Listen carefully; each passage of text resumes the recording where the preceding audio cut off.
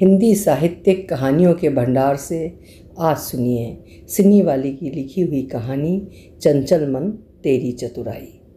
सिन्नी वाली शर्मा समकालीन हिंदी साहित्य में एक चर्चित नाम है, जो ग्रामीण जीवन और संवेदनाओं को अपनी कहानियों का मुख्य विषय बनाती हैं। उनकी कहानियों में ग्रामीण समाज और वहाँ होने वाले शोषण को उजागर किया जाता है। प्रस्तुत है कहानी मेरी जुबानी। मैं हूँ सीमा सिंह। आखिर मनोज आज घर आ ही गया। आना तो उसे पहले ही चाहिए था, लेकिन वो एक एक दिन को कल पर टाल रहा था। लेकिन कब तक? आज उसे घर आना ही पड़ा। उसके आने से पहले संकोच से भरी और तनिक डरी डरी आंखें पर्दा उठाकर उसका रास्ता देख जाती। ये आंखें इंतज़ार तो 2 साल से कर रही थीं, पर इस तरह का इंतज़ार वो पहली बार कर रही थी, और इन आँखों का इंतज़ार पहली बार पूरा भी हो रहा था। अब वो उन्हें अपने आसपास देख सकेगी, उनका होना महसूस कर सकेगी। मनोज दोपहर में आया। उसकी आहट से किसी कमरे में सहमी चूड़ियाँ और इंतज़ार करती पायल हौले से छनक उठी, लेकिन वो मधुर आवाज़ मनोज का ध्यान अपनी ओर खींच न सकी। वो अपना सामान लिए सीधा उस कमरे में गया जहाँ पिताजी बिछावन पर लेटे लेटे अपने बेटे का इंतज़ार कर रहे थे। पिछले 3 महीने से मनोज के पिताजी चल फिर नहीं सकते, बिछावन पर ही रहते हैं। उनका इस हाल में होना उम्र का तकाजा नहीं, बल्कि तबीयत की मार है। हुआ यूँ कि एक दिन वो अचानक फिसल कर गिर पड़े, और तभी से उनका एक पैर सुन्न पड़ गया है, और उसी सुन्न पैर ने उन्हें बिछावन पकड़ा दिया। डॉक्टर कहते हैं कि चीनी की बीमारी वाले के साथ नस की ऐसी समस्या आती है। इलाज चल रहा है और भगवान पर भरोसा कायम है। बेटे को देखकर पिता की आंखों में चमक आ गई, लेकिन कुछ ही देर में उनके चेहरे पर वही भाव आ गया जो एक लाचार आदमी का होता है। उनकी ऐसी दशा देखकर मनोज अपनी शिकायत और गुस्से को पीछे धकेलकर पैर छूते हुए बोला, माफ़ कीजिएगा बाबूजी, छुट्टी नहीं मिल रही थी इसलिए। कोई बात नहीं बेटा, मैं सब समझता हूँ। पिता का सब समझना ही मनोज की मुश्किल है। बिना कुछ बोले वो खिड़की से बाहर देखने लगा। बेटा, मैं दुल्हन को विदा करा कर ले आया। गोविंद ही गया था लाने के लिए। अब इसमें मेरा अपना स्वार्थ समझो या एक बूढ़े लाचार बाप की। उनका बोलने का तरीका लगभग दयनीय था। मनोज बात पूरी होने से पहले ही झटके से अपना बैग उठाकर कमरे से बाहर चला गया। एक छोटा सा बैग जिसमें उसका थोड़ा बहुत सामान है, उसे रखने वो बगल वाले कमरे में गया। वो अपने भीतर के झंझावातों से तो 2 साल जब से उसकी शादी हुई तभी से लड़ रहा है। शादी 7 जन्म का रिश्ता होता है। किसी तरह धीरे धीरे पति पत्नी के बीच बात बन जाएगी। सभी लोग अप्रत्याशित प्रेम जैसा कुछ घटने, गृहस्थी बसने का इंतज़ार कर रहे थे और चुप्पी साध रखी थी। लेकिन इस चुप्पी के जवाब में मनोज ने पत्नी को छोड़ दिया। पर अचानक उसके घर का घटनाक्रम कुछ इस तरह बदला कि न चाहते हुए भी उसे चुप ही रहना पड़ा। पिताजी उससे पूछे बिना उसकी पत्नी को विदा करा कर ले आए। वो पिताजी से गुस्सा तो तभी से था, पर उनकी और इस घर की लाचारी ने मनोज को विवश कर दिया।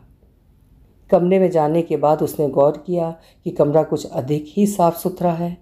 उसने चारों नज़र घुमाई। दीवार पर टंगी हुई डाल पर बैठा लाल चोंच वाला हरे तोते का जोड़ा, उजले बटन से बनी मछली जिसकी आंखें लाल बटन से टाँकी गई थीं, अंग्रेजी में बड़े सलीके से कढ़ाई किया गया वेलकम सब शीशे में फ्रेम किया हुआ था। उसने जब से होश संभाला था तभी से इन्हें दीवारों पर देखा है, पर तोते, मछली और वेलकम को बहुत कम ही मौक़ों पर उसने इतना चमकते हुए देखा था। जब मनोज की माँ इस घर में आई थी, गृहस्थी के सामान के साथ घर बसाने के लिए इन्हें भी अपने साथ लाई थी। जब से इस घर का वो पंछी उड़ा, दीवार पर टंगे तोते और मछली आदि भी निर्जीव हो गए, पर मनोज के पिताजी ने उन्हें संजो कर रखा है। आज दीवार पर टंगे सारे फ्रेम चमक रहे हैं। कमरा साफ़ सुथरा है। अलमारी पर अखबार बिछाकर कुछ सामान बड़े सलीके से रखे हुए हैं, लेकिन मनोज को ये सब अच्छा नहीं लगा। उसने ज़मीन पर कोने में अपना बैग रख दिया। उसकी पत्नी के आने की खबर ये घर उसे दे रहा था। वो इस खबर को नकारते हुए जल्दी से घर से बाहर निकल जाना चाहता था। तभी उसे पायल की रुनझुन सुनाई दी। वो अनसुना करना चाह रहा था। गोविंद काका, चाय बन गई है, आवाज़ आई। मनोज पीछे पलट कर देखने को भी तैयार नहीं हुआ। लो दुल्हन में आ गया। कैसे हो मनोज बेटा? तुमको तो आते हुए देख ही रहे थे, सोचा तुम भी जरा हाथ मुंह धो सुस्ता लो, तब तक मैं भी सानी पानी निपटा कर आ जाऊंगा। क्या हाल है, सब ठीक तो है? गोविंद काका को लगा अभी उनको ये बात नहीं पूछनी चाहिए थी। बात बदलने और उसे बढ़ाने की गरज से बोले, मालिक अब तो पहले से बहुत अच्छे हैं, जल्दी ही एकदम ठीक हो जाएंगे।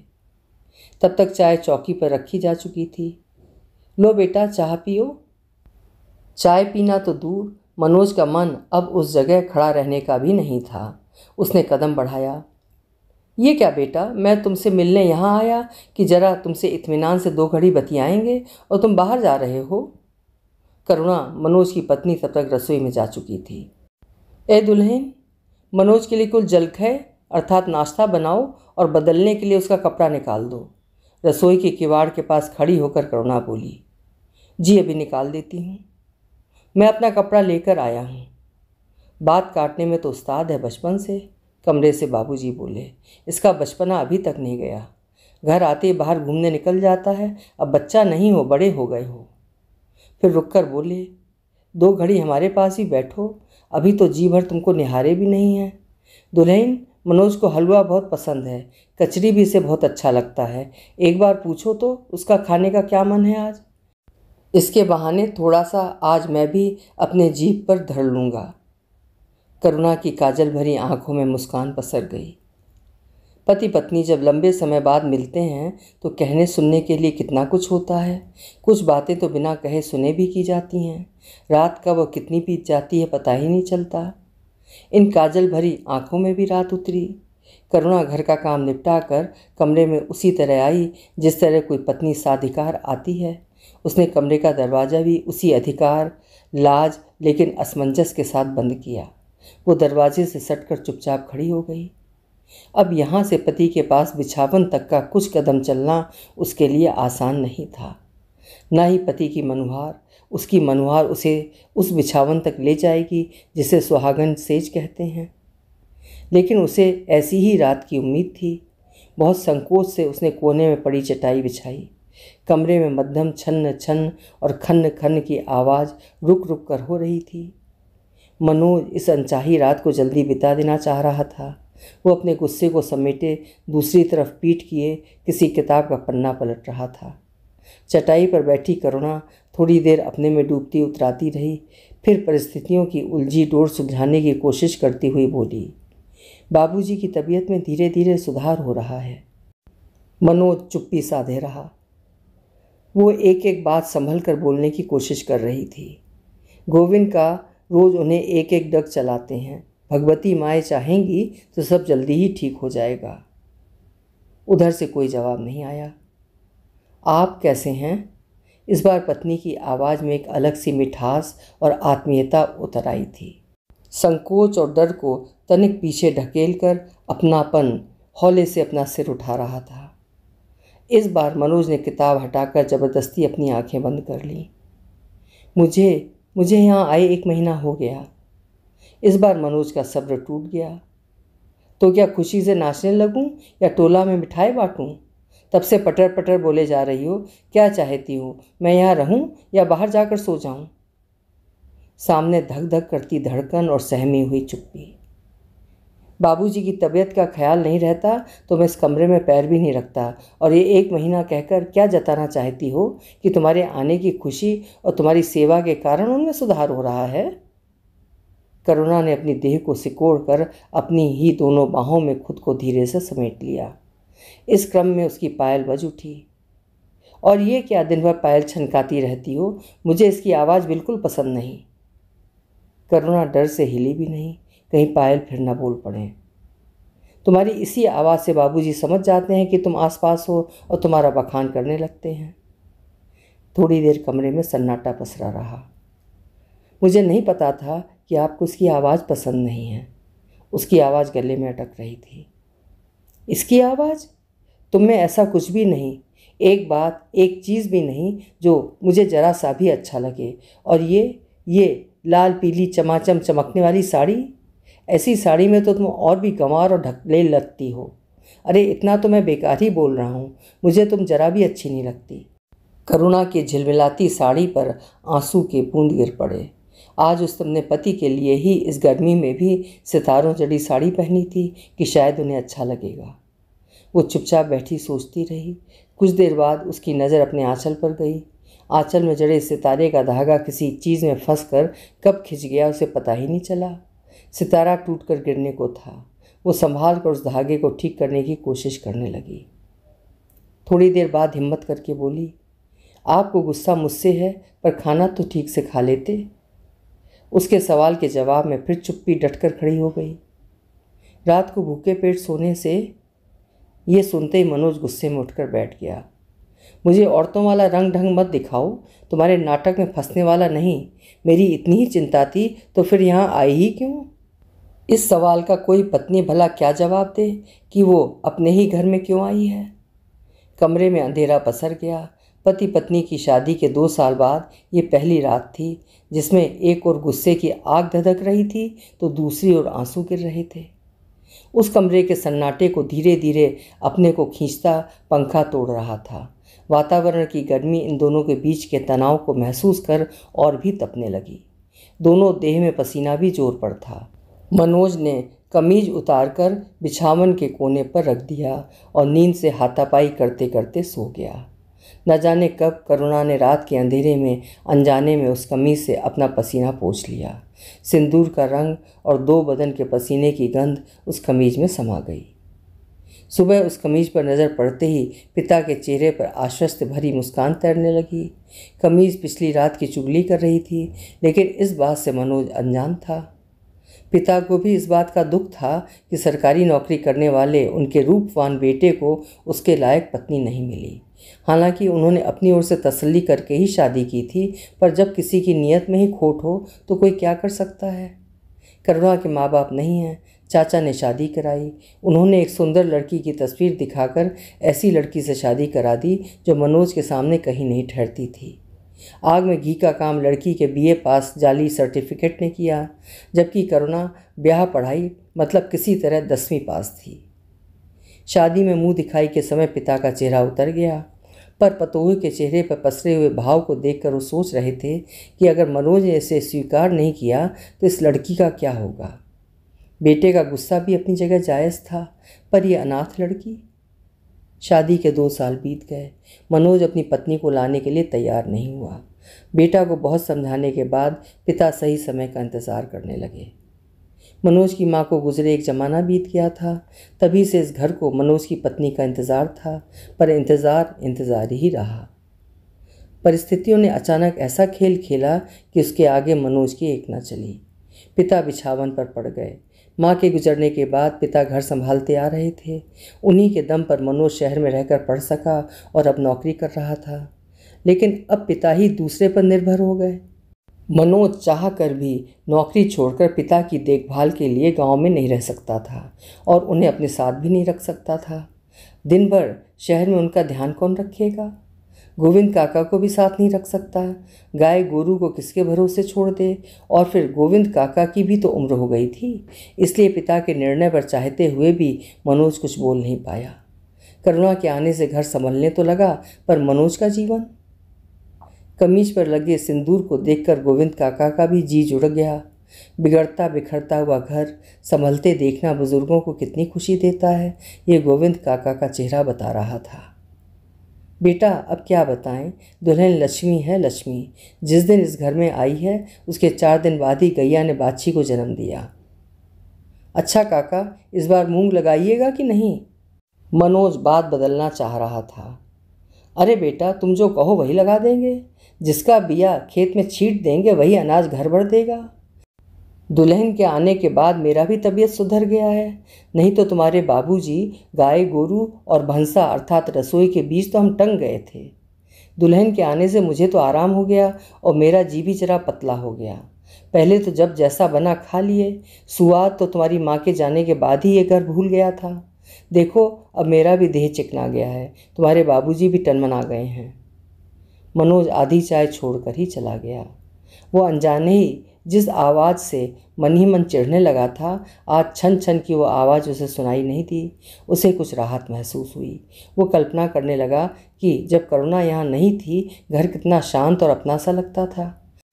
दिक्कत होती थी पर फिर भी ठीक था। उसी समय उसकी नज़र कमरे में लेटे पिता पर गई। उसने गौर किया कि पिता देह से लाचार जरूर हो गए हैं, पर उनके चेहरे पर इन दोनों एक अलग ही खुशी रहती है। उनका चेहरा देखकर पता नहीं क्यों और क्या सोचकर मनोज रसोई की ओर चला गया। उसने देखा कि करुणा हल्की आसमानी रंग की सूती साड़ी पहने जल्दी जल्दी काम निपटा रही है। मनोज को देखते ही वो संकोच से भर गई। कुछ चाहिए था? मनोज कुछ नहीं बोला। सामने रखा गिलास उसने उठा लिया।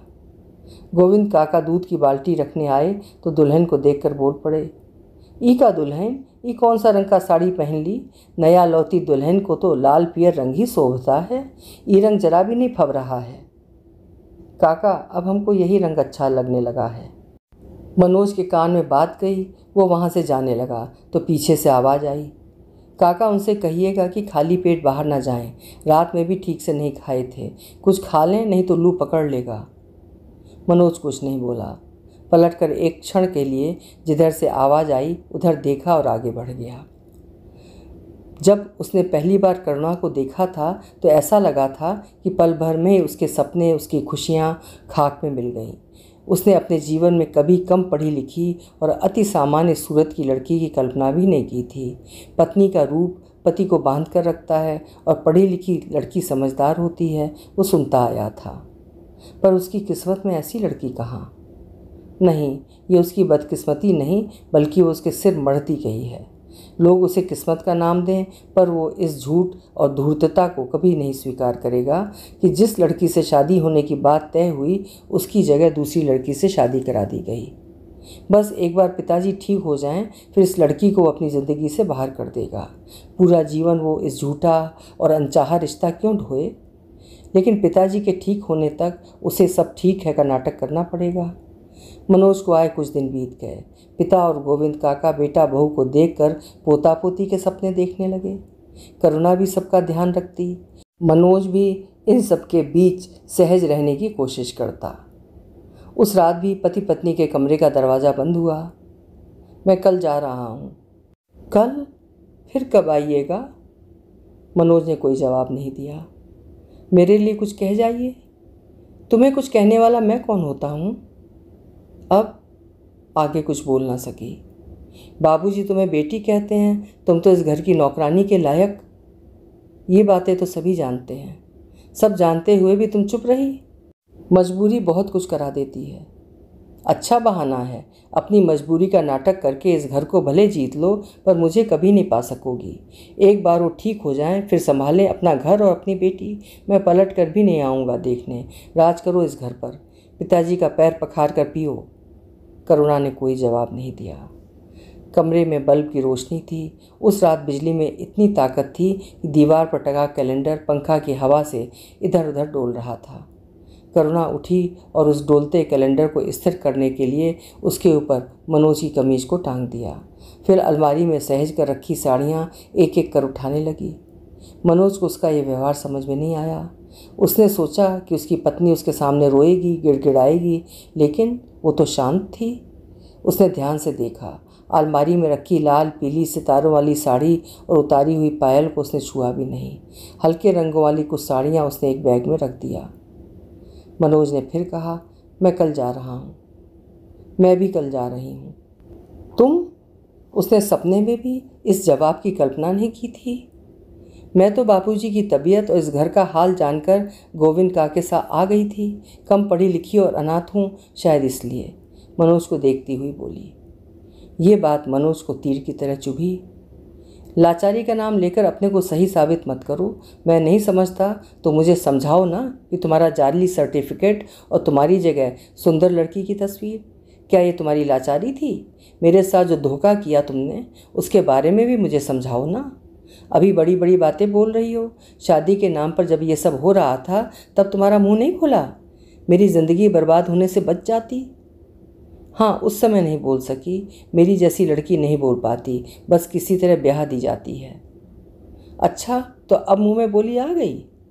हाँ, मेरे ही कारण मेरी चचेरी बहनों का ब्याह रुका हुआ था, इसलिए। किस लिए आई हो? खूब समझ रहा हूँ। यहाँ की ज़मीन जायदाद पर तुम्हारी नज़र है। तुम चाहो तो 100 तरह का झूठा सच बोल कर मेरी नौकरी भी खा सकती हो। करुणा सोचने लगी, सच में वो क्यों चली आई यहाँ?